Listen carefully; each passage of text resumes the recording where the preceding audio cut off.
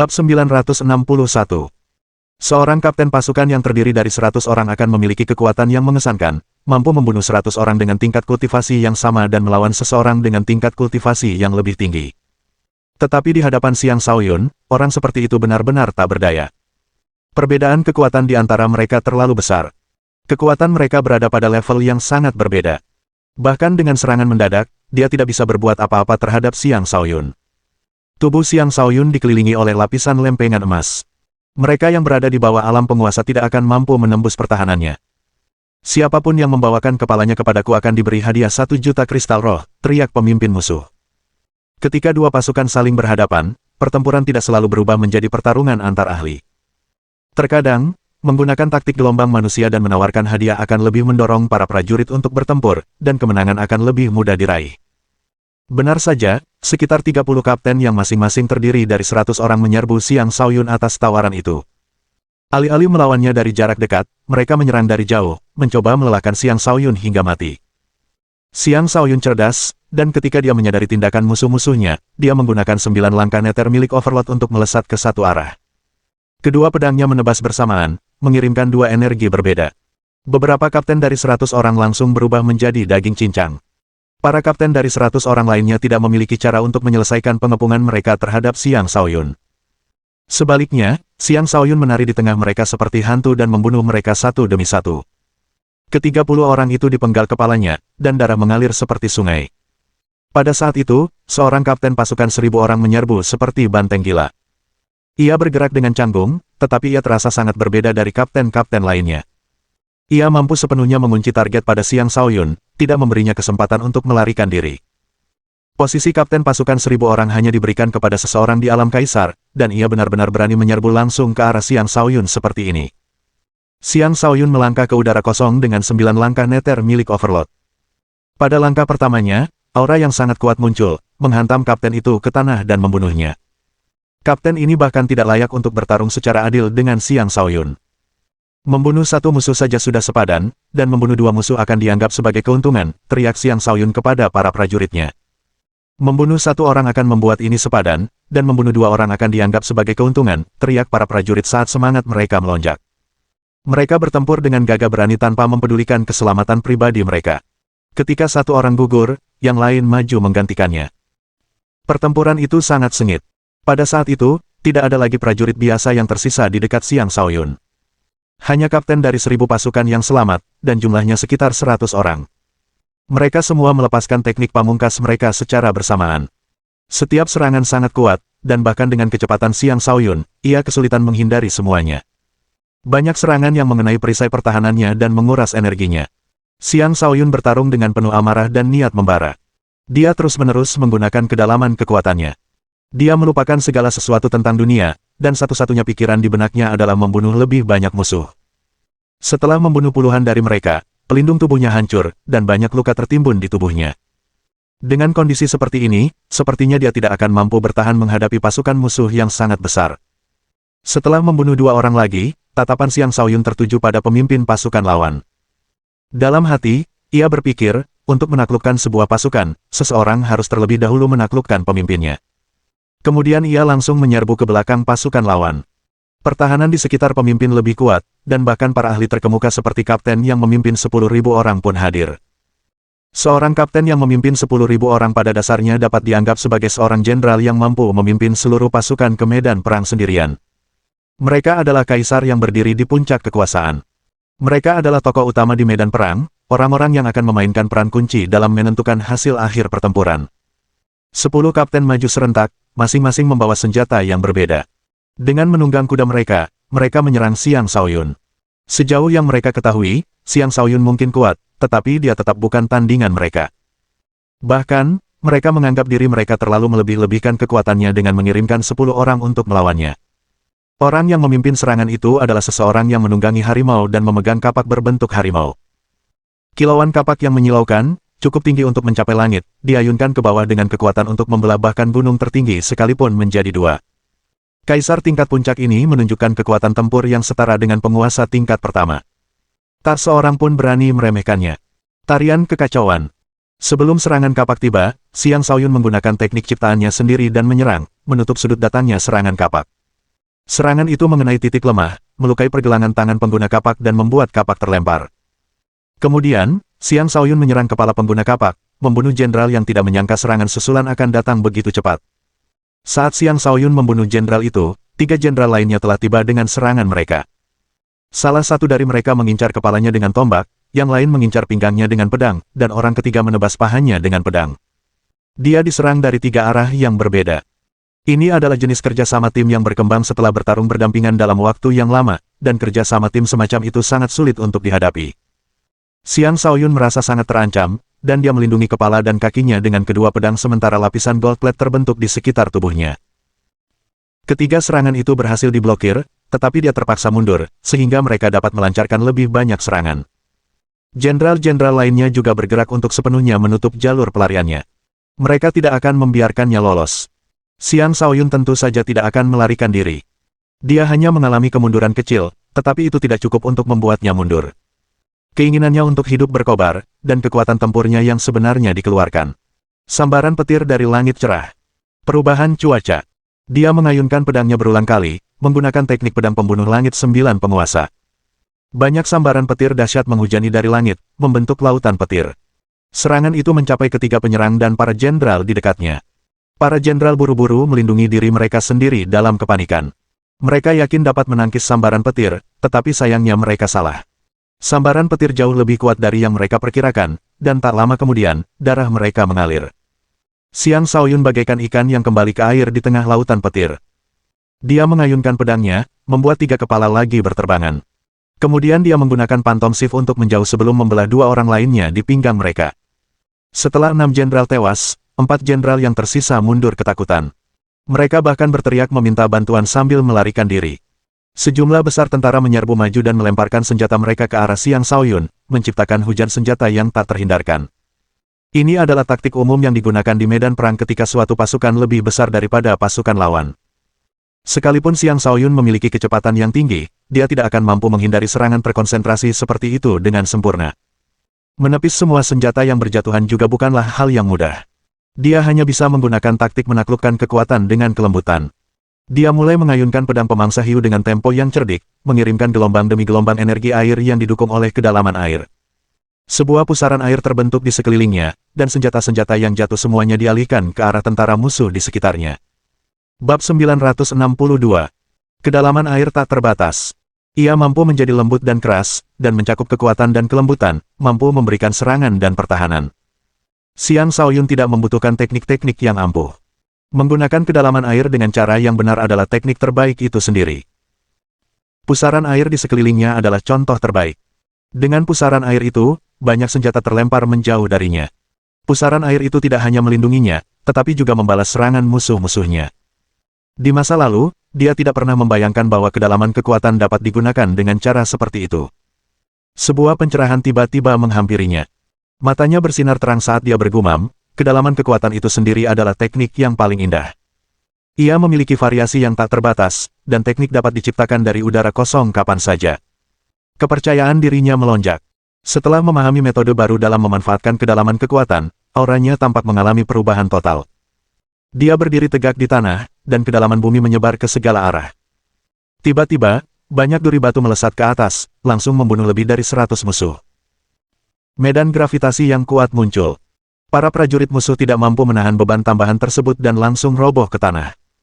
Kedua pedang di tangannya menebas, membuat kepala demi kepala berhamburan.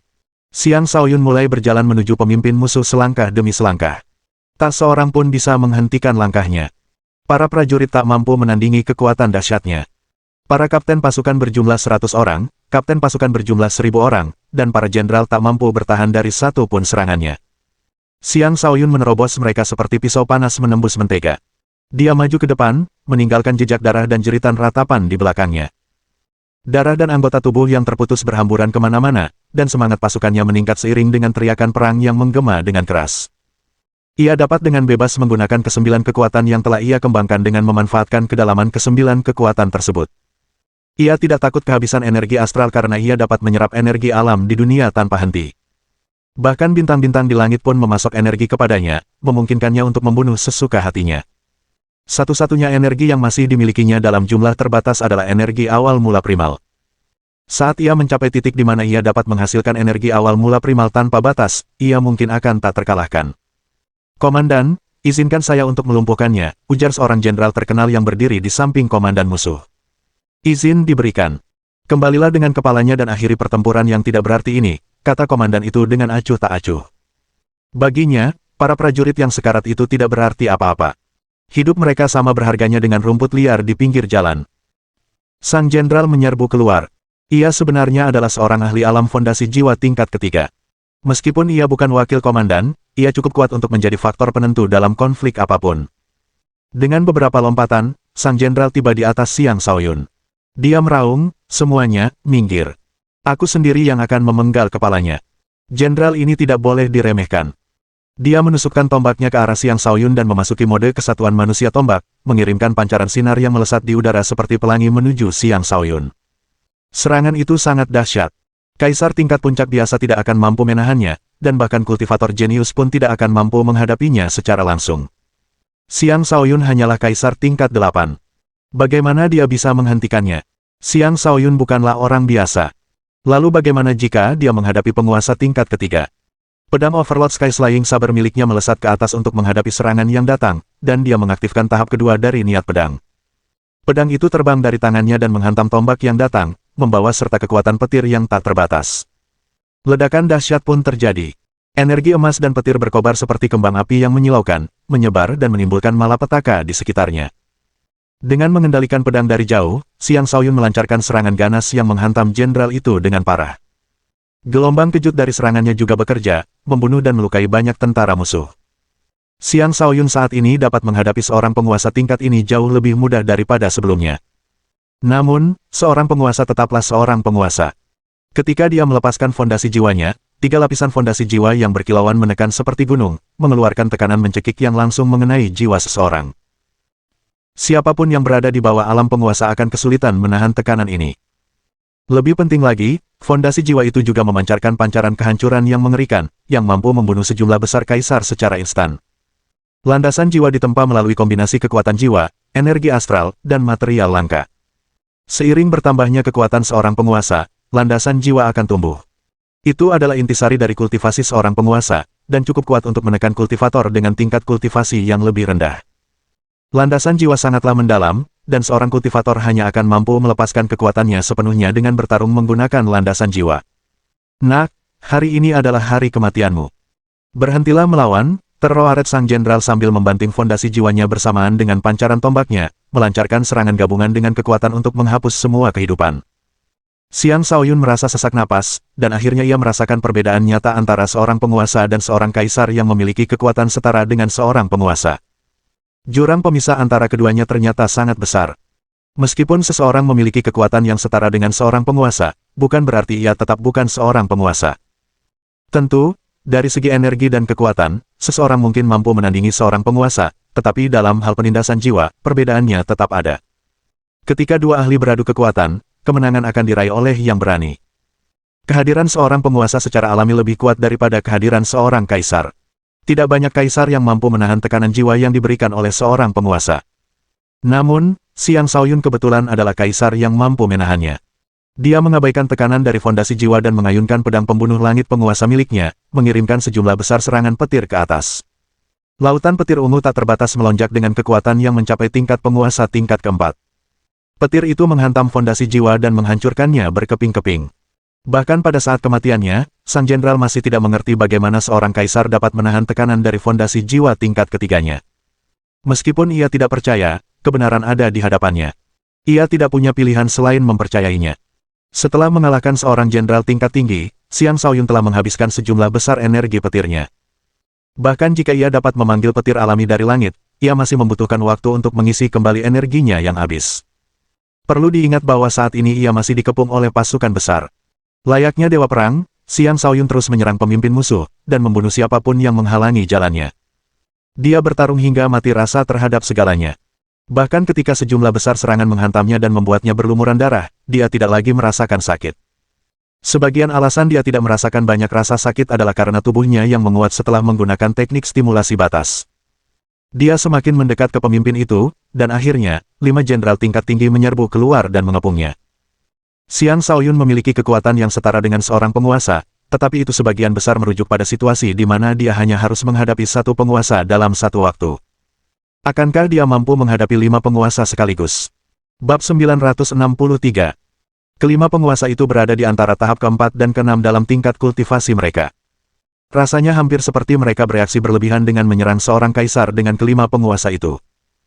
Tetapi jika seseorang melihat bagaimana kaisar ini mampu melawan 5 penguasa, orang itu tidak akan merasa bahwa mereka bereaksi berlebihan. Xiang Shaoyun bergerak secepat embusan angin dan menerobos para penguasa, tidak memberi mereka kesempatan untuk mengepungnya. Saat bergerak, ia terus menggunakan tarian kekacauan, memungkinkannya untuk membaca semua gerakan mereka. Ia mampu menghentikan semua serangan yang datang sebelum serangan tersebut sepenuhnya dilepaskan, dan ia memaksa semua penyerang menjauh. Ia menyerang dengan cara yang tidak terduga dan tidak memberi mereka kesempatan untuk melakukan apapun padanya. Saat bertarung, ia memperoleh wawasan lebih dalam tentang teknik Havoc Dance. Havoc Dance dapat diklasifikasikan sebagai teknik taktis, dan teknik taktis mirip dengan teknik catur. Menggunakan teknik ini mirip dengan bermain catur. Dengan setiap langkah yang dilakukan lawan, seseorang dapat melihat 100 langkah ke depan. Seseorang juga perlu mampu mematahkan serangan yang datang dengan akurat. Hanya dengan begitu teknik ini akan dianggap sebagai teknik prediksi gerakan yang sebenarnya. Dan hanya dengan begitu seseorang dapat mengalahkan semua lawan dengan teknik ini. Xiang Shaoyun menari di tengah musuh-musuhnya, bergerak seperti angin yang berhembus, pedangnya diayunkan dengan pola yang tampak kacau, bergerak ke segala arah dan menyulitkan siapapun untuk bertahan secara efektif melawannya. Sebenarnya, dia melakukan lebih dari apa yang seharusnya dilakukan oleh teknik Havoc Dance. Ini adalah teknik baru yang dia ciptakan saat itu juga, teknik yang dia namai Enemy Ceiling. Dengan teknik ini, dia bisa mengalahkan lawannya bahkan sebelum mereka memiliki kesempatan untuk melancarkan serangan. Dia melukai 2 penguasa, dan mereka terpaksa mundur dengan ekspresi marah. Semuanya, jangan buang-buang waktu untuknya. Keluarkan fondasi jiwa kalian dan langsung hancurkan dia sampai mati, teriak seorang penguasa tingkat 6. Sebuah fondasi jiwa dengan 6 lapisan muncul di atasnya saat kekuatan tak terbatas menghantam Xiang Shaoyun. Kekuatan mengerikan itu menyegel sekeliling Xiang Shaoyun, membuat bahkan seekor lalat pun tidak mungkin keluar dan masuk ke ruang yang disegel. Para penguasa lainnya tidak ragu-ragu. Mereka masing-masing mengeluarkan fondasi jiwa mereka. Beberapa fondasi jiwa tampak seperti gunung, sementara beberapa lainnya tampak seperti danau. Bersamaan dengan serangan pedang, saber, dan tombak yang tak terhitung jumlahnya, fondasi jiwa tersebut menekan Xiang Shaoyun seolah-olah langit sendiri runtuh menimpanya. Serangan mereka tampak mustahil untuk dihindari. Xiang Shaoyun berada di bawah tekanan yang begitu kuat hingga ia hampir sesak napas. Kematian semakin mendekat, tetapi hal itu justru meningkatkan kejernihan pikirannya. Keinginannya untuk hidup tumbuh, dan keinginannya untuk membunuh mereka juga meningkat. Menghadapi serangan gabungan seperti itu, dia hanya punya satu pilihan tersisa jika ingin mengalahkan mereka. Dia harus melepaskan klon jiwanya, tetapi itu adalah kartu truf yang tidak ingin dia ungkapkan. Dia ingin menyimpan kartu truf itu untuk pemimpin musuh, jadi dia harus menyelamatkan diri hanya dengan tubuh utamanya saja. Angin dan petir. Bencana petir bintang berapi. 2 bintangnya meledak, menciptakan badai angin dan petir yang menghancurkan segala sesuatu di sekitarnya. Bola-bola api jatuh dari langit, menghujani kehancuran ke segala arah. Bahkan fondasi jiwa yang dilepaskan pun hampir hancur, dan serangan senjata mereka langsung hancur. Tiba-tiba, sebuah pencerahan menerpa pikiran Xiang Shaoyun. Ia merasakan bahwa kekuatan angin, petir, dan api dapat digabungkan untuk menciptakan sesuatu yang lebih mengerikan. Dengan pikiran itu, dia mulai dengan gila-gilaan menarik energi dari bintang angin, petir, dan apinya. Dengan bintang petir sebagai inti, bintang angin sebagai kekuatan, dan bintang api sebagai prajurit, ketiga kekuatan itu mengalir melalui meridiannya. 3 energi berwarna ungu keperakan, abu-abu, dan perak bercampur membentuk badai yang unik. Badai itu meletus dengan kekuatan penghancur yang mengerikan yang tampaknya sebanding bahkan dengan energi awal mula yang paling mendasar. Sebelumnya, Xiang Shaoyun mampu melawan penguasa tingkat 4 menggunakan 2 bintang. Sekarang, sebagai kultivator alam kenaikan naga tingkat 8 akhir, kekuatan tempurnya telah meningkat lebih jauh. Dia sepenuhnya mampu melawan penguasa tingkat 4 puncak. Bahkan, dia mungkin mampu menghadapi penguasa tingkat 5. Kini, setelah menggabungkan 2 teknik berbeda untuk memanfaatkan 3 bintang sekaligus, ia dapat melepaskan kekuatan yang jauh lebih mengerikan. Ia sekarang dapat langsung membunuh seorang sovereign tingkat 5 dan menandingi sovereign tingkat 6. Dari kelima penguasa, 4 diantaranya mengalami kerusakan pada fondasi jiwanya. Jika bukan karena penguasa tingkat 6 yang menghalangi sebagian besar serangan Xiang Shaoyun, keempat penguasa itu pasti sudah mati sekarang. Semakin Xiang Shaoyun bertarung, semakin ganas dia jadinya. Meskipun begitu, bukan berarti dia bisa membunuh para penguasa tanpa membayar harga apapun. Serangan berat dari penguasa tingkat 6 mengenai pinggangnya, tusukan dari penguasa tingkat 5 mengenai betisnya, dan beberapa serangan energi berbeda menghantam tubuhnya. Tanpa baju zirah yang dikenakannya dan tubuh yang diperkuat oleh teknik stimulasi batas, dia pasti sudah hancur berkeping-keping sekarang. Xiang Shaoyun memuntahkan banyak darah, tetapi dia mengertakkan giginya dan bertahan. Jika dia dikalahkan, moral bawahannya akan jatuh, dan mereka semua akan dibantai. Demi mereka dan demi dirinya sendiri, dia harus membuka jalan keluar dari kesulitan ini dengan darah. Dia terus memeras lebih banyak energi dari ketiga bintang itu saat dia berbenturan dengan 6 penguasa. Dia mengayunkan pedangnya tanpa henti saat niat bertarungnya melonjak, mengirimkan rentetan serangan yang didukung oleh niat pedang yang tak terbatas. Pada saat itu, Xiang Shaoyun bertarung tanpa memikirkan keselamatannya sendiri, dan ia menunjukkan semangat seorang anak ajaib. Bahkan kaisar tingkat 6 pun sangat tercengang dan sulit percaya bahwa seorang kaisar melakukan sesuatu yang pada dasarnya setara dengan seekor semut yang mengguncang pohon. Aku tak peduli apa yang kau lakukan sampai mampu melawan kami, tapi kau akan mati, terroaret kaisar tingkat 6.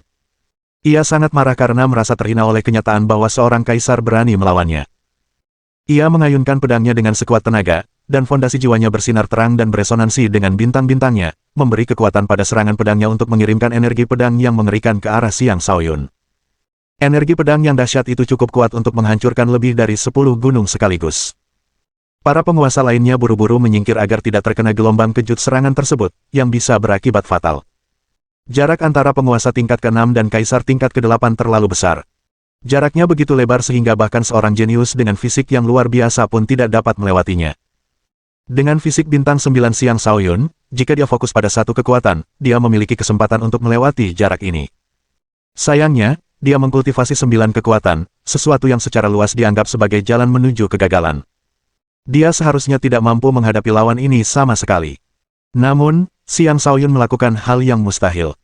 Dia menggabungkan 9 kekuatan untuk membentuk energi awal mula yang primal, yang memungkinkannya untuk menjembatani kesenjangan yang lebar ini. Tinju penghancur kosmos Dao. Dia menyimpan pedangnya dan mengepalkan tinjunya. Niat bertempurnya yang dahsyat, niat tinjunya yang tak berujung, dan energi awal mula primalnya yang tak terukur menciptakan aliran bintang yang melesat langsung menuju fondasi jiwa 6 lapis dan energi pedang. Ledakan yang memekakkan telinga meletus, awan berbentuk jamur terbentuk, dan gelombang kejut besar menyapu seluruh area. Banyak prajurit merasakan lutut mereka lemas karena syok setelah menyaksikan dahsyatnya benturan ini. Murka seorang penguasa cukup untuk menciptakan hamparan mayat. Bab 964. Saat debu mereda, Xiang Shaoyun terlihat berguling-guling sambil memuntahkan darah, tampak sangat menyedihkan. Penguasa tingkat 6 itu juga tidak dalam kondisi baik. Fondasi jiwanya hampir hancur total. Jika dia tidak sempat menyimpannya tepat waktu, dia mungkin akan kehilangan beberapa lapisannya. Meskipun selamat, dia telah kehilangan sebagian besar kekuatan tempurnya. Orang-orang di sekitar mereka diliputi ketersenjingan. Jing'an. Siapa yang menyangka bahwa seorang kaisar yang lemah telah bertarung imbang dengan seorang penguasa tingkat 6? Itu adalah tindakan yang luar biasa. Alih-alih membuang waktu untuk terkejut, beberapa jenderal menyerbu keluar dan mengepung Xiang Shaoyun sekali lagi. Mereka teguh dalam keinginan mereka untuk membunuhnya. Xiang Shaoyun telah menggunakan sejumlah besar air mata air begitu ia terluka dan juga menggunakan teknik pembalikan rahasia untuk membiarkan tubuhnya mulai pulih saat ia terluka. Namun, Xiang Shaoyun tidak punya cukup waktu untuk menyembuhkan dirinya sendiri. Jika ia ingin bertahan hidup di medan perang, ia harus mengulur waktu. Domain jiwa neter. Tanpa ragu-ragu, dia melepaskan domain jiwa neter dan menyelimuti para jenderal yang datang. Para jenderal merasakan firasat buruk dan langsung melepaskan fondasi jiwa mereka, mencoba membebaskan diri dengan paksa. Namun sebelum mereka bisa membebaskan diri, rantai-rantai muncul dari mana-mana dan mengikat mereka. Rune hantu juga mulai menyerang mereka dengan serangan jiwa. Dengan serangan dua arah tersebut, para jenderal tidak memiliki peluang untuk bertahan hidup, dan mereka semua terbunuh.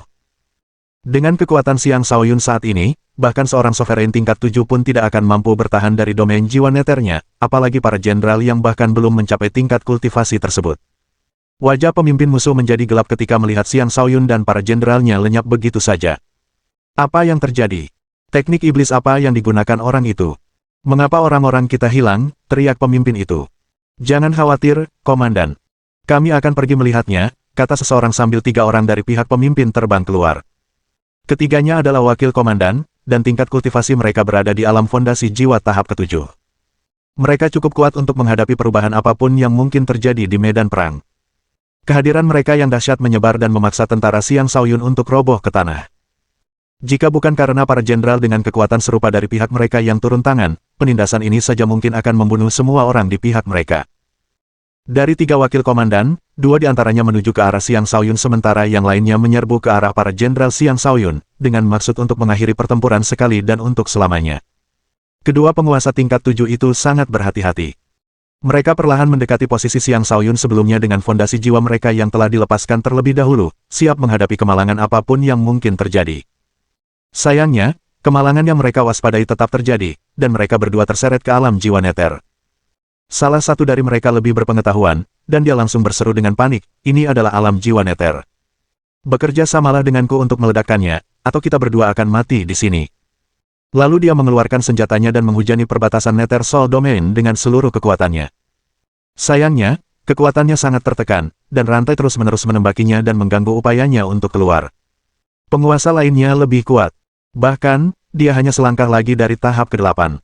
Penguasa 7 lapisnya melepaskan semburan energi angin gelap yang mengerikan. Energi itu merobek rantai di sekelilingnya sebelum menyerbu jiwa Xiang Shaoyun. Area jiwa Nether mungkin menakutkan, tetapi anak ini hanyalah seorang kaisar. Sekalipun dia sekuat seorang penguasa, dia hanya bisa mati menghadapi kekuatan absolut, ujar penguasa tingkat 7 dengan percaya diri. Sambil memegang sepasang pedang sabit, dia memotong semua rantai. Rantai-rantai itu tidak bisa mengancamnya. Energi angin gelapnya sangat kuat. Energi itu tidak hanya mampu mengikis daging seseorang, tetapi juga dapat merusak jiwa seseorang, dan inilah sumber kepercayaan dirinya. Xiang Shaoyun tidak repot-repot menghadapinya secara langsung. Rantai-rantai melesat tanpa henti sementara kelima rune hantu terus melancarkan serangan jiwa ke arah kedua penguasa. Sekuat apapun fondasi jiwa mereka tidak bisa berbuat apa-apa terhadap rune hantu, yang merupakan musuh bebuyutan fondasi jiwa. Ketika kedua penguasa menyadari adanya rune hantu di wilayah tersebut, mereka ketakutan. Mereka segera menjauhkan fondasi jiwa mereka, dan memilih untuk melarikan diri tanpa menggunakan fondasi jiwa mereka. Xiang Shaoyun tahu waktunya semakin sempit. Dia mengerahkan kekuatan domain jiwa Nethernya hingga maksimal dan menekan kekuatan kedua penguasa. Gelombang demi gelombang rantai melesat dari segala arah, dan rune hantu mengepakkan sayapnya, mengirimkan gelombang energi pesona untuk mengganggu konsentrasi para penguasa. Salah satu penguasa akhirnya terperangkap dalam gangguan mental, dan rantai-rantai itu menangkapnya. 8 rantai tambahan berubah menjadi tombak dan menusuknya, langsung menembus fondasi jiwa dan kepalanya. Penguasa lainnya panik. Dia melepaskan semua senjata tersembunyinya dan gas beracun. Dia mengerahkan kekuatan energi angin gelapnya hingga maksimal, berusaha sekuat tenaga untuk membebaskan diri. Sayangnya, Xiang Shaoyun tidak berniat mengampuninya. Xiang Shaoyun adalah penguasa alam jiwa Nether, dan jiwanya dapat muncul di mana saja dengan bebas. Tubuh jiwanya muncul tepat di samping sang penguasa dan melayangkan pukulan sederhana. Jiwa Xiang Shaoyun telah mengeras. Karena itu, pukulannya sangat kuat. Karena kekuatan jiwa Xiang Shaoyun setara dengan kekuatan penguasa tingkat 7, lawannya terpaksa melepaskan fondasi jiwanya karena panik. Meskipun begitu, penguasa itu terlempar. Dia bahkan tidak repot-repot menarik kembali fondasi jiwanya saat mengayunkan pedang sabitnya ke arah Xiang Shaoyun dengan panik.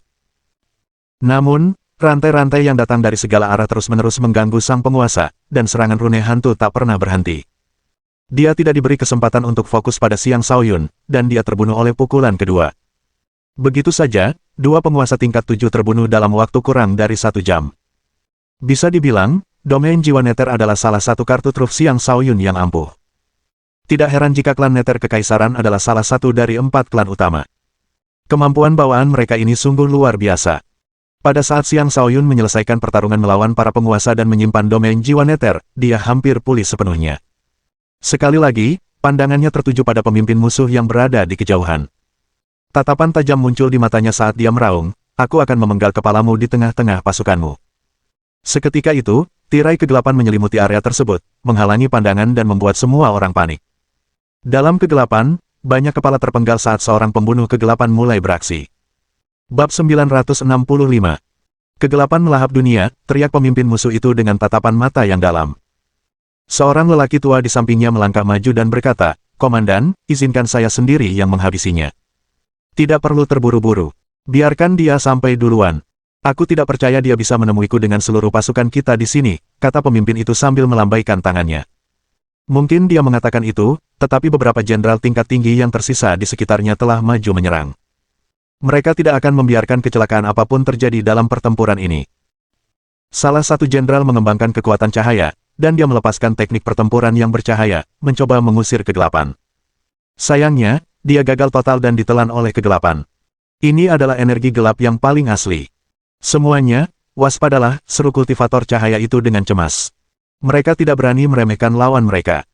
Masing-masing mengeluarkan kartu andalan mereka dan mulai melancarkan kekuatan kegelapan yang baru saja dipanggil Xiang Shaoyun. Para penguasa tahu bahwa Xiang Shaoyun adalah lawan yang sulit dihadapi, jadi mereka menjaga jarak darinya. Mereka bermaksud untuk menghabisinya dengan serangan jarak jauh. Serangkaian ledakan kacau meletus. Mampukah Xiang Shaoyun melindungi dirinya sendiri dari begitu banyak serangan? Xiang Shaoyun melepaskan klonnya.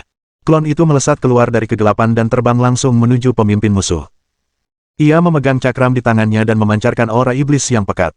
Cakram itu dilemparkan ke depan, meninggalkan serangkaian bayangan saat terbang menuju seorang penguasa.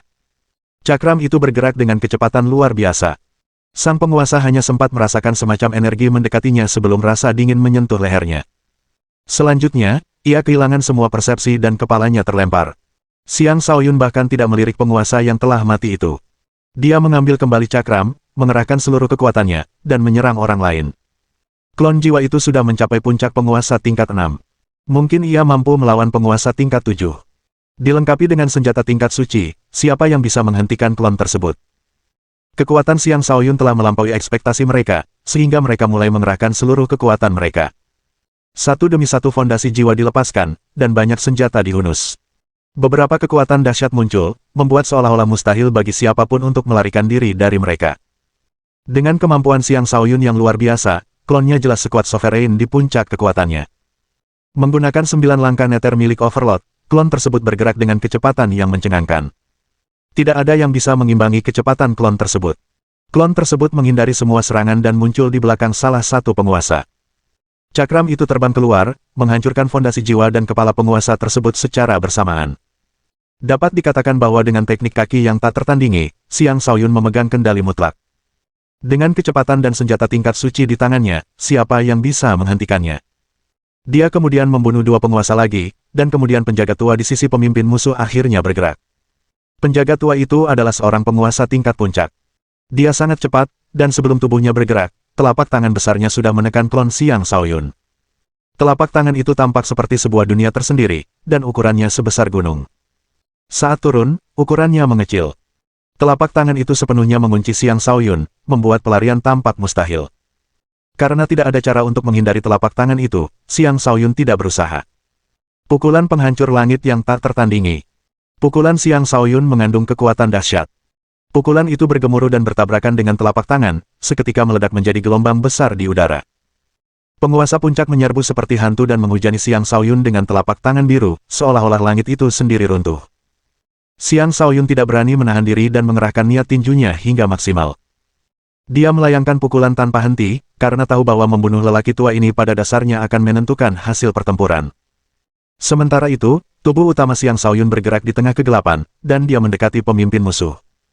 Tirai kegelapan yang dia pancarkan ke dunia di sekitarnya bagaikan wabah yang tak seorang pun bisa hentikan. 3.000 prajurit elit di depan pemimpin musuh bergerak bersamaan. Mereka menggabungkan energi mereka, membentuk gumpalan energi besar yang melesat menuju gumpalan kegelapan. Serangan dari 3.000 prajurit itu meliputi seluruh langit. Seolah-olah seorang ahli super sedang menyerang, pemandangan yang dapat mengguncang jiwa seseorang. Mereka adalah pasukan elit sebenarnya dari tentara musuh. Masing-masing dari mereka adalah veteran dari 100 pertempuran. 300 kaisar dan 2.700 raja tampaknya telah menyatu menjadi satu, melepaskan kekuatan yang bahkan seorang penguasa pun akan waspadai, apalagi tirai gelap Xiang Shaoyun. Tak heran, ketika Xiang Shaoyun merasakan kekuatan serangan mereka, dia menghentikan langkahnya. Dia harus memikirkan solusi untuk memblokir serangan gabungan mereka, atau disinilah dia akan berhenti melangkah. Darahnya bergejolak, dan semburan aura iblis keluar dari tubuhnya. Dia tampak seperti pangeran iblis saat memancarkan sensasi yang menyeramkan. Dia melayangkan pukulannya berulang kali, dan tinjunya bergerak dalam lintasan yang sulit dipahami. Sebuah pintu hitam aneh muncul di hadapannya. Pintu hitam itu mirip dengan lubang hitam yang tiba-tiba terbuka di langit. Pintu itu memancarkan aura keputusasaan yang dingin, dan jelas bukan pintu yang ingin didekati. Ini adalah salah satu dari 3 kemampuan terhebat klan Nether Kekaisaran, Gerbang Yin Nether. Sebelumnya, Xiang Shaoyun telah sepenuhnya meningkatkan garis keturunan neter kekaisarannya ketika dia terjebak di ruang kegelapan, dan pada saat itu, dia telah membangkitkan kemampuan ini. Dengan itu, dia telah membuka ketiga kemampuan hebat klan neter kekaisaran. Namun, gerbang Yin Neter hanya dapat dibuka dengan sejumlah besar energi. Oleh karena itu, dia belum dapat menggunakannya sebelumnya. Dengan krisis yang dialaminya saat ini dan peningkatan kekuatannya, dia mampu mengaktifkan gerbang Yin Neter secara paksa. Gerbang itu tidak terlalu besar, dan tampak seperti pintu biasa. Namun, gerbang itu memancarkan kekuatan yang menakutkan dan menelan semua energi yang mengalir di udara lalu mengirimkannya ke kehampaan. Bahkan Xiang Shaoyun sendiri benar-benar tercengang oleh apa yang dilakukan gerbang itu. Dia juga bisa merasakan kekuatan mengerikan di balik gerbang itu, dan dia merasa bahwa selama dia cukup kuat, dia akan mampu memanggil kekuatan itu dan memanipulasinya sesuka hatinya. 3.000 prajurit melancarkan lebih dari satu gelombang serangan. Beberapa gelombang serangan lagi masih dalam perjalanan, dan Xiang Shaoyun dengan cepat kembali tenang. Dengan aura iblis dan kekuatan garis keturunannya, dia menjaga gerbang tetap terbuka. Semua serangan energi yang datang dialihkan ke kehampaan, sama sekali tidak mampu melukainya. Namun, gerbang Yin Neter sangat melelahkan untuk dipertahankan. Xiang Shaoyun dapat merasakan bahwa dia tidak akan mampu mempertahankannya untuk waktu yang lama, jadi dia memunculkan sayap harimau putih di belakangnya. Kecepatannya meningkat dengan cepat, dan dia langsung menyerbu pemimpin musuh. Kekuatan angin, niat gerakan kaki, 9 langkah neter milik Overlord, dan sayap harimau putih bekerja bersama-sama, mendorong kecepatan Xiang Shaoyun ke tingkat yang luar biasa. Bab 966. 3.000 pasukan elit dan 3.000 penyerang semuanya tumbang di hadapan satu gerbang. Ini adalah pertempuran yang dapat mengguncang dunia. Seorang kaisar biasa ternyata memiliki kekuatan untuk menghadapi pasukan besar sendirian. Ia memiliki watak seorang pahlawan yang tak tertandingi. Setelah mengalihkan semua serangan ke kehampaan, Xiang Shaoyun ingin melakukan hal yang sama terhadap 3.000 pasukan elit. Sayangnya, dia tidak bisa mempertahankan gerbang itu lebih lama lagi. Dia tidak punya pilihan selain memprioritaskan membunuh pemimpin musuh. Gerbang Nether Yin menghilang ketika dia berada sekitar 1 kilometer dari pemimpin musuh. 1 kilometer adalah jarak yang dapat dilintasi dengan satu langkah, tetapi dengan 3.000 elit yang menghalangi jalannya, melintasinya menjadi jauh lebih sulit. Untungnya, dia mampu memperpendek jaraknya ke 3.000 elit tersebut. Seluruh tubuhnya berubah menjadi petir saat dia memanggil banyak sambaran petir dari langit. 3.000 pasukan elit itu merupakan lawan yang tangguh dari jarak jauh, tetapi pertempuran jarak dekat adalah kelemahan mereka. Mereka tidak mampu menggunakan serangan gabungan yang sama dalam jarak dekat, dan mereka diterjang oleh serangan kilat. Mereka menderita banyak korban, dan formasi pasukan mereka langsung runtuh. Para prajurit lainnya mundur tanpa memandang apakah mereka prajurit biasa, kapten pasukan 100 orang, kapten pasukan 1.000 orang, atau jenderal. Mereka tidak akan memberi Xiang Shaoyun kesempatan untuk membunuh komandan mereka. Para jenderal menggunakan kartu truf terkuat mereka melawan Xiang Shaoyun. Meskipun Xiang Shaoyun memiliki kekuatan yang mengesankan, ia tetap dikalahkan dengan telak. Ia memuntahkan banyak darah, tetapi ia masih berhasil membunuh sejumlah besar tentara dan maju sejauh 300 meter. Domain jiwa neter dilepaskan sekali lagi, langsung membunuh lebih dari 1.000 musuh untuknya. Dia seperti mesin pembunuh yang tak terhentikan. Para jenderal semakin cemas. Mereka mengabaikan semua kewaspadaan dan melakukan segala yang mereka bisa untuk menghentikannya. Beberapa penguasa bahkan sampai meledakkan diri setelah terseret ke domain jiwa neter, dan mereka hampir membunuhnya. Jika Xiang Shaoyun tidak segera mengalihkan energi dari ledakan itu, dia pasti sudah mati. Domain jiwa neternya mengalami kerusakan parah, dan dia berkeringat dingin. Untuk saat ini, dia tidak akan bisa menggunakannya. Selama momen singkat kelengahan itu, berbagai serangan energi menyelimutinya. Zirah yang dikenakannya retak, dan luka-luka muncul di tubuhnya. Orang lain pasti akan meraung kesakitan, tetapi Xiang Shaoyun tetap diam.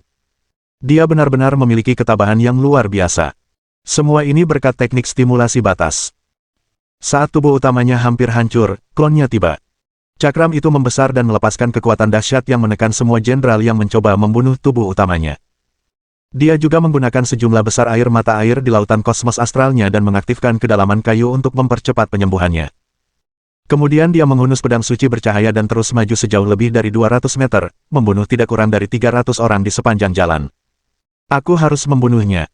Xiang Shaoyun dipenuhi luka, dan seluruh tubuhnya berlumuran darah. Namun, tekadnya yang kuat membantunya bertahan. Klonnya menyerbu dari udara. Klon tersebut menunjukkan kekuatan tempur yang jauh lebih besar daripada tubuh utamanya, sehingga menarik sebagian besar daya tembak musuh dan secara signifikan mengurangi tekanan yang dihadapi tubuh utamanya. Ini adalah serangan terakhir Xiang Shaoyun menuju komandan musuh, dan dia tidak lagi mempedulikan untuk membunuh prajurit musuh. Yang ada di benaknya hanyalah komandan musuh. Bergerak dengan kecepatan penuh, dia menghindari serangan demi serangan saat mendekati komandan musuh. Sang komandan berdiri di atas kereta perang, dan dia telah memfokuskan perhatiannya pada Xiang Shaoyun. Senyum terukir di wajahnya saat dia berkata, "Serangga yang menyusahkan, tungganganku akan mengakhiri hidupmu sendiri." Dia mengelus seekor binatang di lengannya dan berkata, "Si pemalas kecil, waktunya makan." Ada seekor binatang kecil dengan daya hidup yang cukup. Dia akan cukup untuk mengisi perutmu sekitar 70%. Makhluk kecil itu adalah babi hutan berwarna kuning muda. Ia terbangun dari tidurnya dan melompat dari pelukan komandan. Kemudian ia membesar hingga sebesar bukit dan menyerang Xiang Shaoyun. Ia tampak kikuk tetapi ternyata sangat lincah. Sejumlah besar energi berputar di sekitar tubuhnya sebelum membentuk penghalang pelindung yang kuat. Taringnya juga tampak sangat tajam. Makhluk kecil itu jelas merupakan penguasa iblis yang perkasa. Babi hutan itu lebih dari cukup untuk menghadapi Xiang Shaoyun yang terluka parah ini. Tingkat kultivasi Xiang Shaoyun lebih dari 10 tingkat lebih rendah daripada babi hutan itu. Bahkan dengan kekuatan tempur yang dapat menandingi penguasa tingkat 6, dia masih belum cukup kuat. Kecepatan pemulihannya cepat, tetapi tidak lebih cepat dari kecepatan babi hutan itu menyerangnya. Babi hutan itu tiba, dan energi di sekitarnya runtuh seperti gunung yang ambruk. Jika Xiang Shaoyun tidak bisa menghindari serangan itu, kematiannya sudah pasti. Dia ingin menghindari serangan itu, tetapi dengan luka-lukanya, dia tidak bisa. Karena itu, dia mengayunkan pedang suci bercahayanya ke arah babi hutan tersebut. Namun, dia tidak mampu berbuat apapun terhadap energi yang mengelilingi babi hutan itu dan gagal memberikan kerusakan apapun. Tatapan membunuh di mata babi hutan itu membuat Xiang Shaoyun berhalusinasi bahwa ia akan mati seketika. Para prajurit musuh melarikan diri satu persatu karena babi hutan itu menyerang tanpa mempedulikan mereka. Bahkan, babi hutan itu telah menghancurkan lebih dari 100 prajurit. Klon Xiang Shaoyun ingin segera menyerbu, tetapi dihalangi oleh penjaga dan beberapa jenderal. Ia hanya bisa mengerahkan seluruh kekuatannya ke dalam cakram dan mencoba membunuh sebanyak mungkin dari mereka sebelum kematiannya sendiri. Anak ini memang memiliki energi yang melimpah. Baiklah, dia milikku, ujar babi hutan itu. Energinya turun ke arah Xiang Shaoyun saat ia membuka mulutnya. Kemudian, lidahnya menjulur keluar seperti cambuk. Siapapun akan menyadari bahwa tidak ada jalan keluar bagi Xiang Shaoyun. Bahkan pemimpin musuh pun berpikir demikian.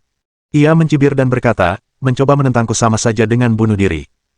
Tiba-tiba, pancaran cahaya keemasan muncul dan membanjiri area tersebut. Cahayanya sangat menyilaukan. Babi hutan yang mencoba memakan Xiang Shaoyun malah menelan pancaran cahaya keemasan itu.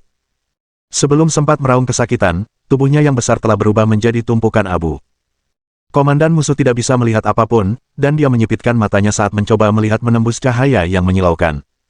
Rasa sakit yang mencekik tiba-tiba menyelimutinya, menyebabkannya panik. Untungnya baginya, pancaran cahaya keemasan itu hanya berlangsung sesaat sebelum menghilang.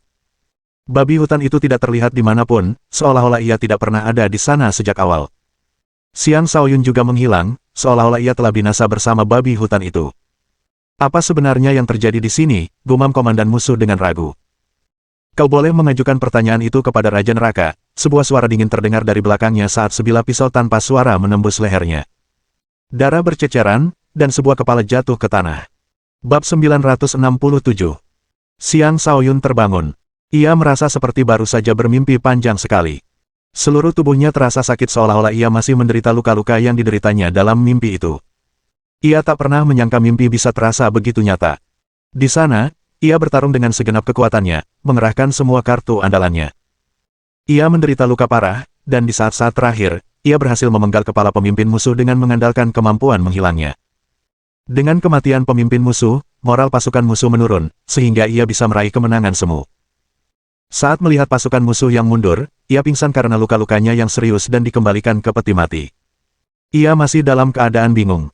Ia menatap tutup peti mati dengan tatapan kosong seolah jiwanya telah meninggalkan tubuhnya. Setelah sekian lama, cahaya kembali ke matanya. Ia melompat dari posisi berbaringnya hanya untuk membentur tutup peti mati. Ia mendesis kesakitan. "Oh, sungguh sial. Kenapa aku terbaring di dalam peti mati?" umpatnya sambil mencoba mendorong tutupnya.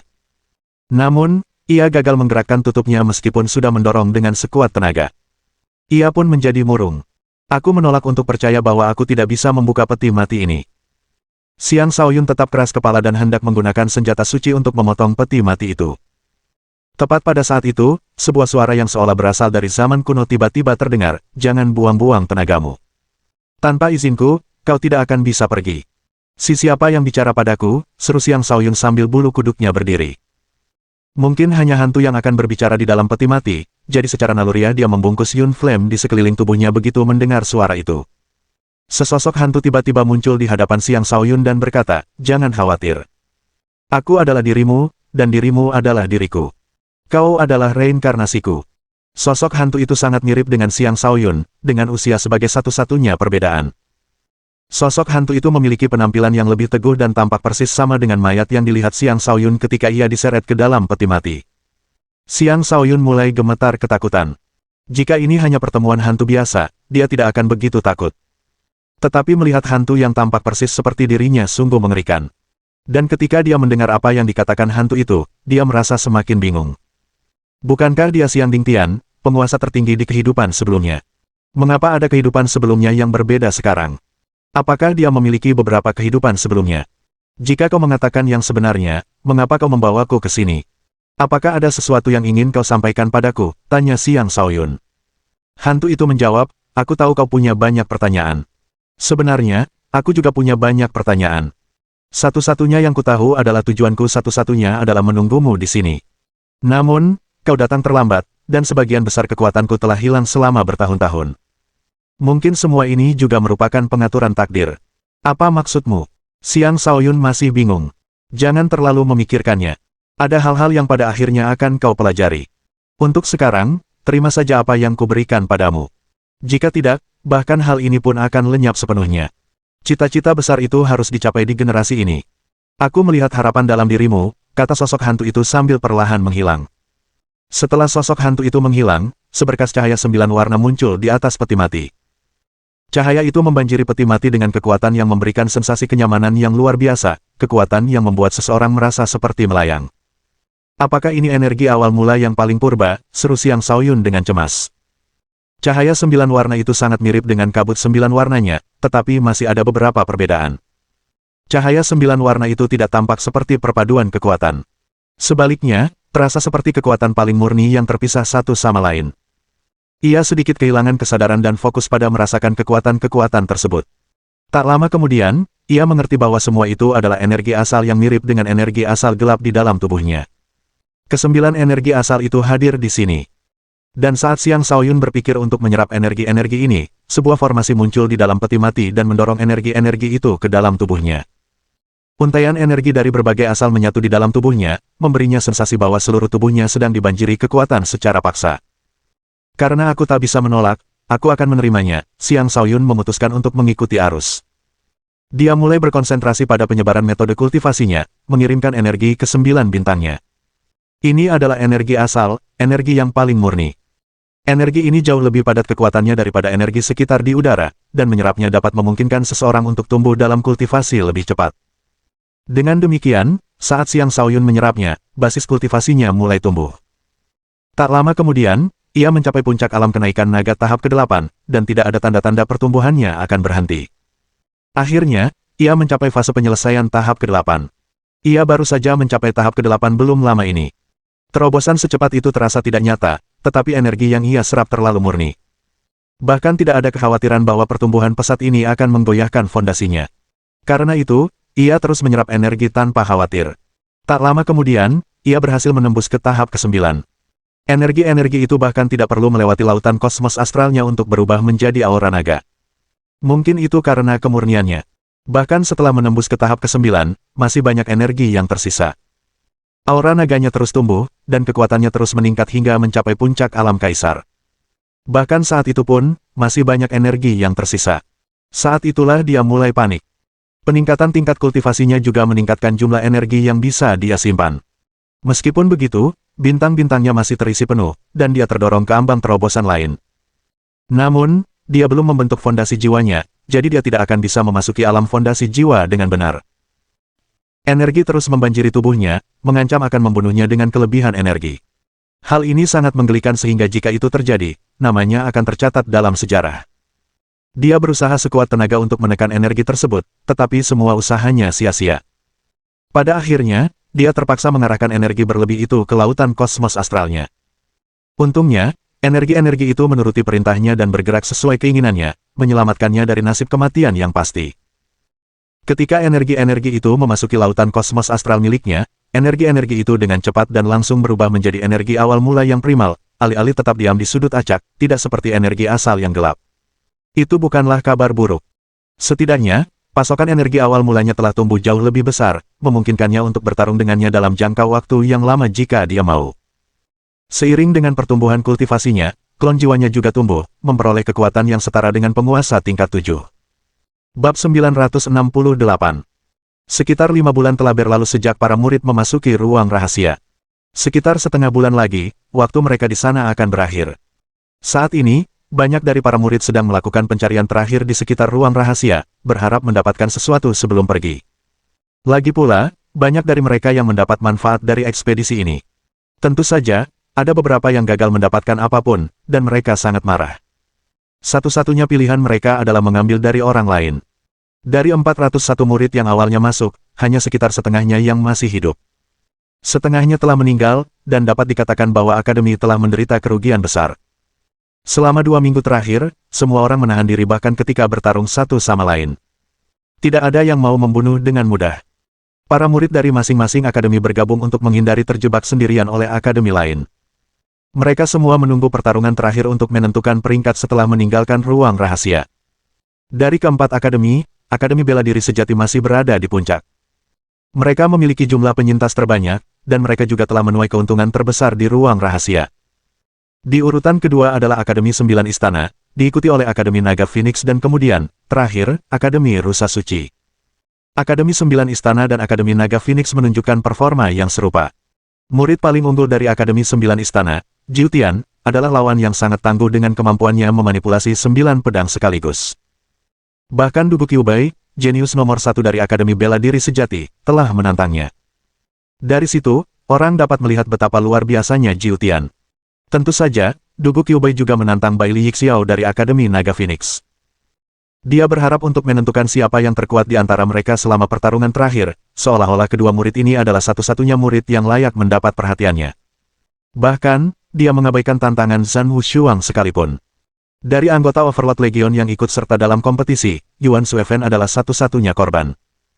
Xia Liuhui, yang telah lama menghilang, muncul entah dari mana, dan tingkat kultivasinya telah meningkat 2 tingkat. Meskipun itu bukan sesuatu yang istimewa di antara semua jenius ini, mengingat usianya, itu adalah pencapaian yang luar biasa. Usianya hampir sama dengan Xiang Shaoyun, dan dia bahkan belum berusia 30 tahun. Sebagai kultivator alam kenaikan naga tingkat 7 di usia tersebut, dia juga bisa dianggap sebagai seorang jenius. Faktanya, Xia Liuhui begitu terbawa suasana sehingga ia mulai menggertak bahwa dirinya kini tak tertandingi. Tak heran, kata-kata besarnya menarik perhatian seorang murid Akademi 9 Istana yang kemudian memukulinya dengan brutal. Xia Liuhui hampir menangis memanggil orang tuanya karena dipukuli, dan jika bukan karena bantuan Jiang Qi, ia bahkan akan kehilangan semua hasil jerih payahnya di ruang rahasia. Tunggu saja, bajingan. Dalam pertarungan terakhir, bosku akan membalaskan dendamku atas pemukulan ini, ancam Xia Liuhui tanpa malu-malu sambil menyeka air matanya. Dia kemudian mengambil kesempatan untuk bermanja-manja ke pelukan Jiang Qi dan akhirnya ditendang hingga terpental. Seharusnya masih ada 10 hari lagi sebelum ruang rahasia itu tertutup, tetapi terjadi perubahan mendadak yang memaksa para murid untuk melarikan diri dari ruang rahasia itu karena takut. Ternyata, kedua binatang buas dari danau itu telah meninggalkan danau, menyerang para murid, dan langsung membunuh lebih dari 10 orang. Beberapa murid berhasil melarikan diri secara kebetulan, dan mereka menyebarkan berita tentang apa yang telah terjadi. Dengan demikian, para murid tidak lagi berani tinggal dan memutuskan untuk pergi. Bagaimanapun, mereka telah menuai keuntungan yang layak dari ruang rahasia tersebut. Adapun mereka yang belum menuai apapun, tidak ada yang bisa mereka lakukan. Setelah semua murid melarikan diri, 2 orang tiba di istana yang megah itu. Salah satunya adalah seorang lelaki tua berpenampilan menyeramkan dengan punggung bungkuk. Yang lainnya adalah seorang pria parubaya yang jelek. Mereka adalah pasangan yang sangat kontras, dan mereka tak lain adalah kura-kura naga bersisik emas dan katak bertanda emas yang pernah ditemui Xiang Shaoyun di danau. Tot, kita sudah membersihkan tempat ini, tapi anak itu tidak terlihat dimanapun. Apakah dia pergi jauh lebih awal? Tanya kura-kura naga bersisik emas. Kodok bertanda emas itu menjawab, kurasa dia belum pergi. Dia mungkin masih di sini. Mengapa kamu begitu yakin? Intuisi. Itu omong kosong. Percayalah padaku. Anak itu pasti ada di sini. Kau bisa pergi kalau mau. Aku yakin dia masih punya cairan bulan emas. Kalau aku menemukan lebih banyak, aku pasti tidak akan berbagi denganmu, kata katak bertanda emas. Kodok bodoh, kau bicara seolah aku berhutang budi padamu. Jangan lupa bahwa akulah yang berhasil mendapatkan cairan itu sebelumnya. Jika aku tidak berbagi setengahnya denganmu karena kasihan, kau mungkin sedang menangis di suatu tempat, kata kura-kura naga bersisik emas. Aku tidak akan membuang waktu untuk berdebat denganmu. Karena manusia telah mengacaukan tempat ini, seluruh tempat ini akan segera runtuh. Kita tidak hanya perlu menemukan anak itu secepat mungkin, kita juga perlu pergi, kata katak bertanda emas. Pasangan itu mulai menjelajahi istana yang sangat besar itu. Sementara itu, Xiang Shaoyun masih berada di dalam peti mati. Ia telah sadar kembali, tetapi ia tidak terburu-buru untuk keluar. Sebaliknya, ia sibuk mencerna semua yang telah terjadi. Semuanya masih terasa tidak nyata. Jika Xian Dingtian sang penguasa adalah kehidupan sebelumnya, maka penguasa istana Raja Surgawi ini mungkin adalah dirinya dari 2 atau 3 kehidupan sebelumnya. Yang tidak bisa dia mengerti adalah kenyataan bahwa Raja Surgawi tampaknya telah menunggunya di sini setelah kematian, dan dari mulut Raja Surgawi, tampaknya ada rahasia yang lebih besar yang tidak diketahui Xiang Shaoyun. Rahasia macam apa ini sehingga memiliki pengaturan yang bertahan selama puluhan ribu tahun? Xiang Shaoyun dapat merasakan bahwa garis kehidupan tambahan telah muncul di telapak tangannya, dan itu tampak seperti jejak aneh yang samar-samar terlihat. Sepertinya itu menandakan sesuatu yang tidak diketahui. Apakah konsep reinkarnasi itu nyata? Gumam Xiang Shaoyun ragu-ragu. Kemudian dia melihat sekeliling dan mendapati bahwa tidak ada lagi energi asal di sekitarnya. Semuanya telah terserap ke dalam lautan kosmos astralnya. Dia juga menemukan cincin penyimpanan di dalam peti mati. Cincin itu mungkin berisi warisan sejati Dewa Perang. Mendapatkan cincin ini menandakan bahwa dia telah mendapatkan barang-barang milik Dewa Perang, atau lebih tepatnya, barang-barang dari salah satu kehidupan masa lalunya. Dia merasa gembira memikirkan hal itu. Namun ketika ia melihat isi cincin itu, wajahnya berubah muram. Tidak ada harta karun sama sekali di dalamnya. Hanya ada beberapa benda kasar, dengan selembar kertas tertentu yang paling menarik perhatian. Ia mengeluarkan kertas itu dan melihatnya. Di atasnya tertulis kata-kata berikut. Reinkarnasiku dari masa depan, apakah kau pikir kau telah mendapatkan semua warisanku setelah mendapatkan cincin ini? Kau pasti kecewa setelah melihat isi cincin ini, bukan? Semua milikku telah dibagikan kepada saudara-saudaraku selama pertempuran terakhir agar mereka dapat bertarung dalam kondisi terbaik. Aku tidak pernah berniat untuk selamat dari pertempuran, jadi aku tidak menyimpan terlalu banyak barang-barangku. Jika tidak, barang-barang itu akan jatuh ke tangan musuhku jika aku gagal membunuh mereka semua. Untungnya, aku mampu bertahan hingga akhir dan meraih kemenangan. Saat kau tiba, kau bisa mendapatkan semua yang kutinggalkan. Misalnya, istana Raja Surgawi ini, bibit jiwa suci yang telah kutanam sendiri, dan 2 makhluk kecil yang telah kukubur. Tapi, aku tidak tahu apakah mereka akan mampu bertahan selama itu. Bab 969. Xiang Shaoyun terdiam membaca surat itu. Ia tak menyangka Dewa Perang yang tak terkalahkan itu akan meninggalkan wasiat dengan nada menggoda seperti itu. Namun, ketika ia teringat pohon jiwa suci, kura-kura naga bersisik emas, dan katak bertanda emas yang pernah menjadi miliknya di kehidupan sebelumnya, ia dipenuhi rasa bangga. Ia ingin sekali berteriak lantang bahwa ia adalah Dewa Perang yang tak terkalahkan di kehidupan sebelumnya. Ada juga beberapa harta karun lain yang tersebar di seluruh istana. Namun, dia tidak tahu apakah harta karun itu masih dalam kondisi baik setelah sekian lama. Setelah mengetahui tentang harta karun lainnya, Xiang Shaoyun sangat gembira. Dia yakin bahwa jika harta karun itu masih ada, mereka tidak akan mengecewakannya. Dia mengambil benda-benda lain yang dilihatnya di sekitarnya. Salah satunya adalah sebuah buku kuno dengan ilustrasi formasi di dalamnya.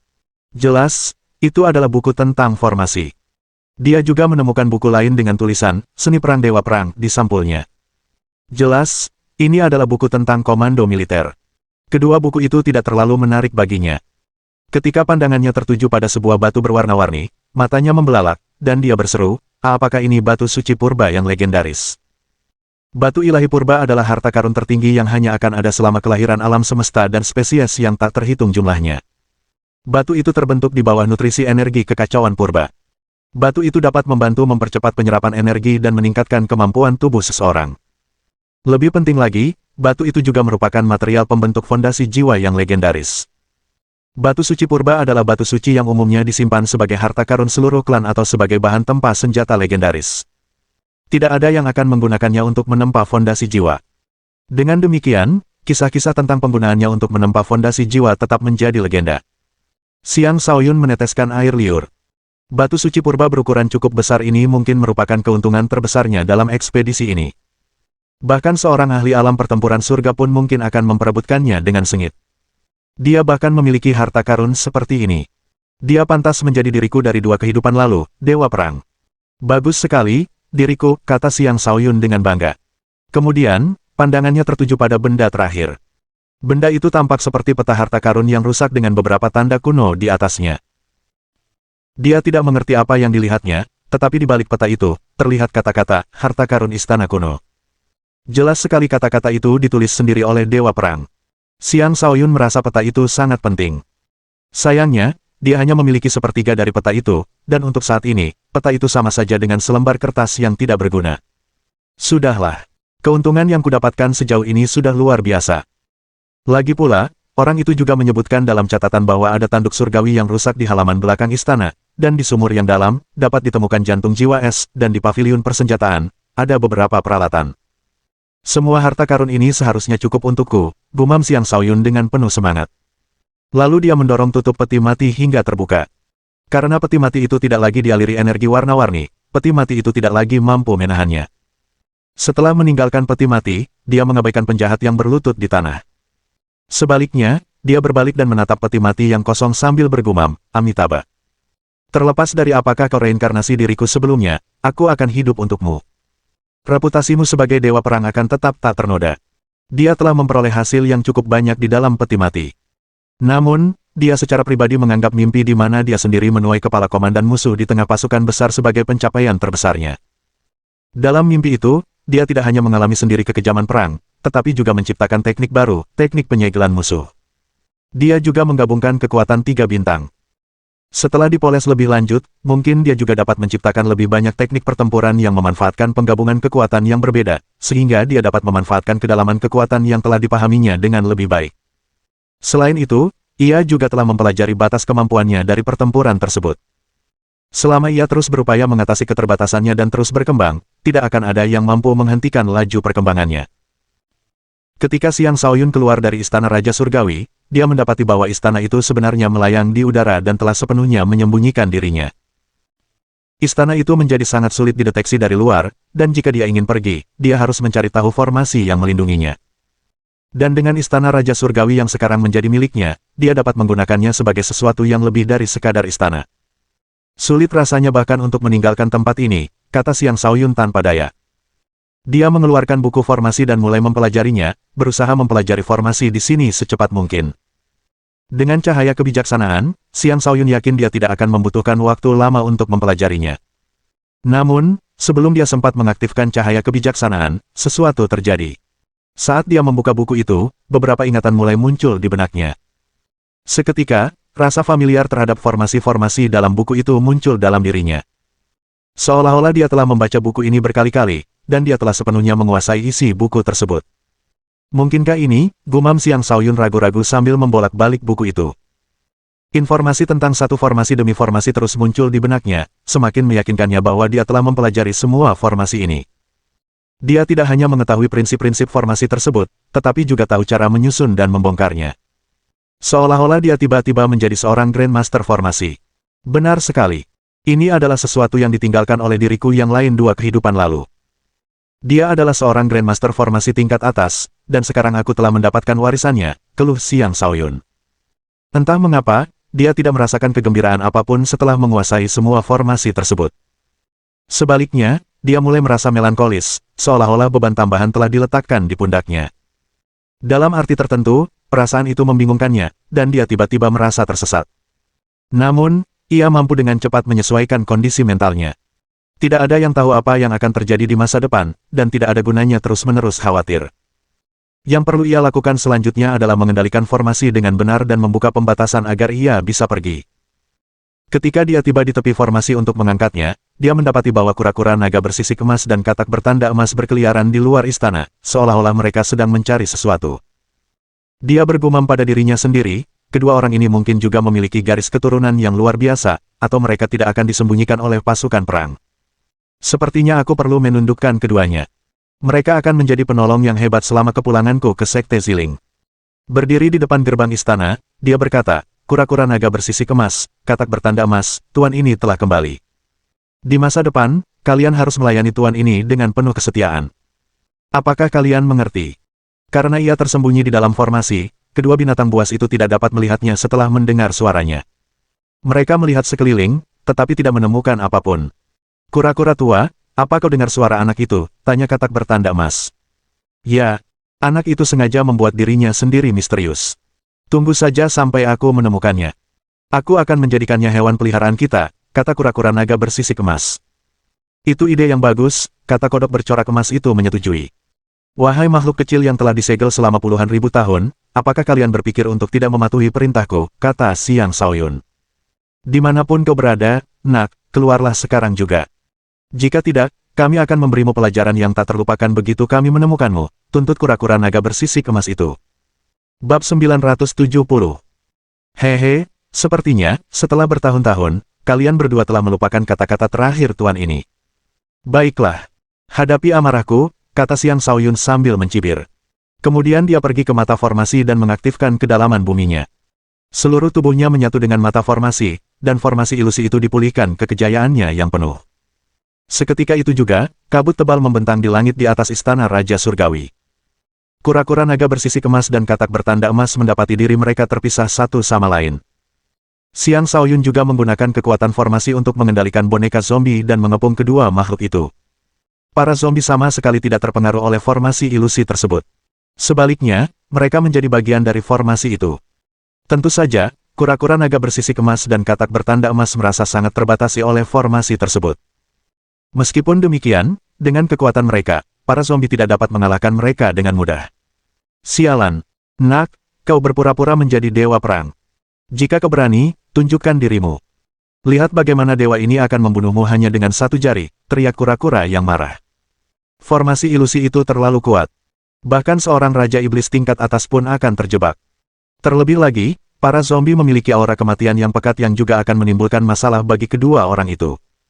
Kodok itu juga berteriak, nak, keluar sini. Penguasa ini akan menelanmu hidup-hidup. Sepertinya kau tidak akan bersikap baik tanpa diberi pelajaran, kata Xiang Shaoyun. Dia mengaktifkan fungsi ofensif formasi tersebut, dan sejumlah serangan energi yang kuat mulai menghujani kedua raja iblis itu. Ini adalah formasi yang luar biasa kuat di tingkat suci. Bahkan Xiang Shaoyun pun tidak mampu melepaskan lebih dari 1/10 kekuatan formasi tersebut. Namun, apa yang bisa dia lakukan sudah lebih dari cukup untuk memberi pelajaran kepada kedua raja iblis itu. Serangan formasi itu menghujani kura-kura dan katak. Keduanya mampu melindungi diri sambil membalas serangan, tetapi karena ini adalah formasi, serangan mereka tidak dapat mencapai Xiang Shaoyun. Dengan demikian, mereka hanya bisa menerima pukulan sepihak sampai mereka terpaksa kembali ke bentuk semula. Kura-kura itu memiliki pukulan yang sangat kuat. Setiap pukulannya mengguncang dunia, dan pukulannya tampak tak terbendung. Sedangkan untuk katak, teknik kataknya sangat ampuh. Setiap tarikan dan hembusan napas menciptakan badai debu yang membawa kekacauan di mana-mana. Keduanya tidak terlalu jauh terpisah satu sama lain, dan dengan manipulasi Xiang Shaoyun, serangan mereka saling mengenai. Dengan demikian, semakin lama mereka berada dalam formasi tersebut, semakin suram perasaan mereka. Kura-kura tua, kenapa kau memukulku, umpat si kodok. Bagaimana aku bisa tahu itu kamu, jawab kura-kura itu. Sialan. Kita harus mengubah formasi ini, atau kita akan dihancurkan oleh anak itu, kata si kodok. Mari kita bekerja sama. Aku menolak untuk percaya bahwa kita tidak bisa keluar dari tempat ini, kata kura-kura itu. Sepertinya kau benar-benar berpikir bisa terbang setelah sedikit melebarkan sayapmu. Baiklah, akan kuberikan kau rasa sakit yang sesungguhnya, kata Xiang Shaoyun dengan penuh percaya diri. Dia mengeluarkan panji roh kudus dan mengarahkannya ke tengah formasi. Ketika dia menancapkan panji roh kudus ke jantung formasi, 1/5 dari kekuatan formasi tingkat suci diaktifkan. Formasi itu menjadi jauh lebih kuat, melampaui level penguasa biasa. Banyak roh jahat meratap tanpa henti, dan formasi itu dipenuhi dengan kekuatan. Kedua raja iblis itu langsung merasakan serangan mematikan dari formasi tersebut dan meraung kesakitan.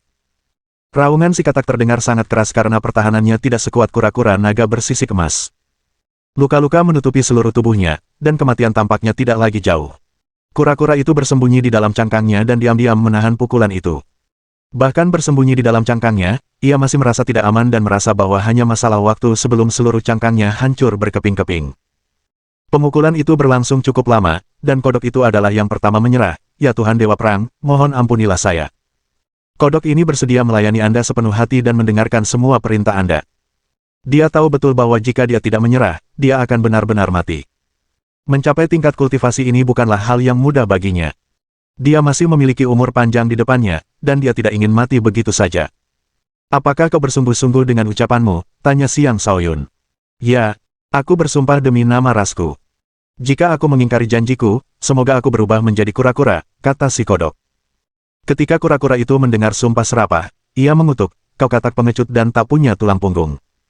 Kau tak layak menjadi bagian dari kami, para kura-kura naga. Kau akan mati sebelum itu terjadi. Kodok itu mengabaikan kura-kura dan menunggu dengan tenang tanggapan Xiang Shaoyun. Baiklah. Tetap di sana dan tunggu, kata Xiang Shaoyun sambil mengendalikan formasi dan berhenti menyerang katak itu. Kura-kura tua itu buru-buru berkata, Tuan Dewa Perang, mohon ampunilah saya. Kura-kura tua ini bersedia tunduk kepada Anda. Suara sarkastik si kodok terdengar, di mana tulang punggungmu sekarang, kura-kura tua. Merupakan kehormatan terbesar bagi kura-kura ini untuk dapat melayani Dewa Perang. Tulang punggungku secara alami hanya akan ada demi tuanku. Oh Dewa Perang yang agung, terimalah kesetiaanku, ujar kura-kura tua itu dengan penuh pujian. Si katak merasa mual ketika mendengar kata-kata itu, dan ia mengutuk dalam hati, sungguh tidak tahu malu. Bagus. Karena kalian berdua bersedia tunduk, aku akan melupakan masa lalu. Aku mungkin telah bereinkarnasi dan mungkin lebih lemah dari sebelumnya, tetapi tidak akan lama lagi aku akan kembali ke puncak. Tentu saja, kalian berdua juga akan memiliki kesempatan untuk mencapai puncak yang lebih tinggi, kata Xiang Shaoyun, layaknya seorang penipu ulung. Kemudian, ia menarik kembali kekuatan formasi tersebut dan menyimpan panji Roh Kudus. Dengan mengendalikan formasi itu, ia membuka jalan kecil sebelum melangkah melewatinya dengan percaya diri. Ketika kura-kura dan katak melihatnya, tatapan mereka tampak rumit. Meskipun begitu, mereka tetap menyapanya dengan hormat, salam, Tuan Dewa Perang. Mulai sekarang, kalian akan menjadi pengawal kiri dan kananku. Kalian tidak perlu memanggilku Tuan Dewa Perang. Panggil saja aku Tuan Muda, kata Xiang Shaoyun dengan nada senang. Dengan bantuan dua Raja Iblis tingkat atas, merebut kembali Sekte Ziling akan jauh lebih mudah. Baik, Tuan Muda, jawab kura-kura dan katak dengan hormat. Mereka kemudian kembali ke wujud manusia. Kura-kura itu berkata, Tuan Muda, saya ingin tahu apakah Anda masih memiliki cairan bulan emas. Itu akan berguna untuk kura-kura tua ini. Saya bersedia menukarnya dengan batu darah emas. Si katak buru-buru ikut bicara, Tuan Muda, tolong tukar sedikit denganku dulu. Kura-kura tua ini mengambil semua cairannya untuk dirinya sendiri waktu itu. Aku bahkan tidak mendapatkan setetes pun. Dasar kodok sialan, kau benar-benar berbohong, kata kura-kura dengan tidak senang. Aku mengatakan yang sebenarnya. Salahkan dirimu sendiri karena telah mencuri dariku, balas si kodok. Xiang Shaoyun menepuk dadanya dan berkata, ikuti Tuan Muda ini dan kau akan hidup dengan baik. Kau tidak akan kekurangan cairan emas lunar. Di mana yang lain?